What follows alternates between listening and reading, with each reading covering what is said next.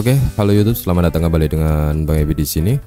Hari ini kita akan ngebahas tentang motor yang satu ini ya. Ini motor digoreng terus nih. Dimana asal muasalnya dari Honda Grand. Sebenarnya lebih tepatnya bukan Grand sih, karena pendahulunya lagi tuh masih ada Prima, terus naik lagi jadi Astrea Impreza gitu lah. Oke, dengan model seperti ini yang paling terakhir di Indonesia itu keluarnya adalah Honda Kirana barengan sama keluarnya Honda Karisma waktu itu.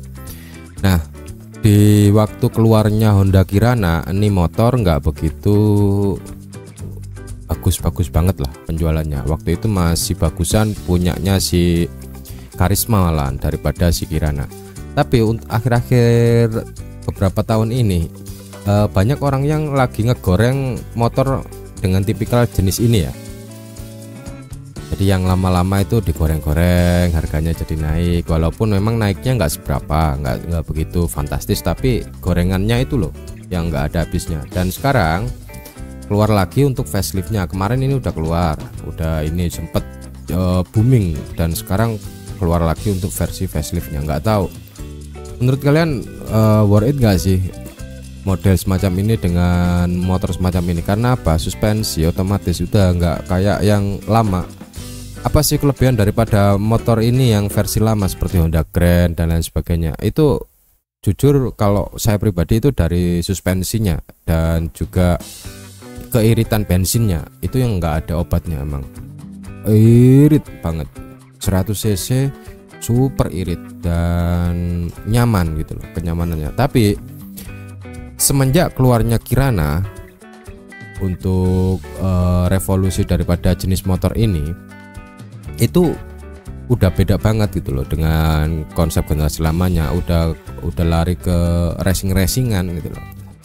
Jadi suspensinya disamain dengan Kirana, dan untuk persnelengnya, gigi persnelengnya itu dulu punya sedikit problem juga sama dengan Karisma, dimana ada bunyi cetak gitu, cetak nggak enak banget itu perpindahannya itu. Intinya seperti itu.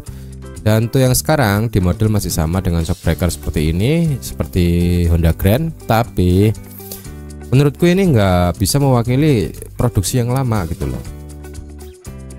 Jatuhnya seperti itu. Hanya saja memang secara desain dan model dia emang masih konsep-konsep lama. Hanya saja strippingnya dibikin seperti baru dan lebih segar, lebih modern dengan digital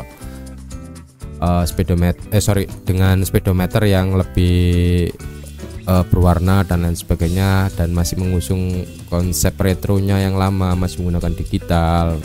Untuk tangki bensin juga digital gitu loh. Untung nggak dijadiin analog. Kok ngomong digital ya? Untungnya ini nggak dibikin analog. Kalau dibikin analog paling tambah ruwet lagi gitu loh. Dan yang kedua, untuk yang generasi Dream ini, itu engine-nya udah dibikin 125 cc seperti itu. Jadi bau-bau di racing ini tuh masih ada. Padahal daya tarik motor ini tuh sebenarnya di bagian kenyamanan berkendaranya, keiritannya, dan juga suspensinya gitu loh. Itu sih yang disayangkan. Cuman gorengannya itu nggak ada habisnya gitu loh. Sampai sekarang pun, di tahun ini pun, di bulan ini pun gorengannya juga masih jalan gitu loh. Secara konsep sih masih sama dengan konsepnya Kirana ya. Desainnya juga nggak berubah beda. Bagian stop lamp belakang masih sama dengan Honda Kirana. Tidak apa ya, kalau aku bilang tidak bisa mewakili daripada desain lama. Desain lama itu menurutku lebih enak dipandang dan juga proporsi ketimbang desain versi Kirana gitu loh. Dan ini masih mengadopsi desain versi Kirana seperti ini. Kalian bisa lihat 360 view-nya ya seperti ini. Hanya saja dia nggak masuk ke Indonesia karena mungkin pasar di Indonesia sudah pernah gitu loh. Jadi sudah ada riset, pasar di Indonesia pernah masuk Kirana, dan Kirana itu salah satu penjualan yang tidak begitu bagus di waktu itu. Masih bagusan barengannya Honda Karisma. Dan ketika Honda Karisma juga sudah mulai sepi untuk peminatnya, akhirnya ditutup, larilah ke Supra yang di reborn jadi Supra 125 seperti itu. Dan untuk penyegaran yang lain tidak ada untuk versi daripada di versi ini Kamboja ya. Nah seperti ini nggak ada penyegaran yang lain, hanya saja dia lebih modernkan aja seperti ini, dan masih pakai tromol. Tapi harganya, lumayan bos, harganya mahal loh ini. Nah, kalau yang pernah lihat Kirana, Honda Kirana di masa-masa itu ya sini udah seperti ini headlampnya. Hanya saja dia digoreng di sana, dibikin look luxury dengan aksen green dan juga berkolaborasi dengan NCX.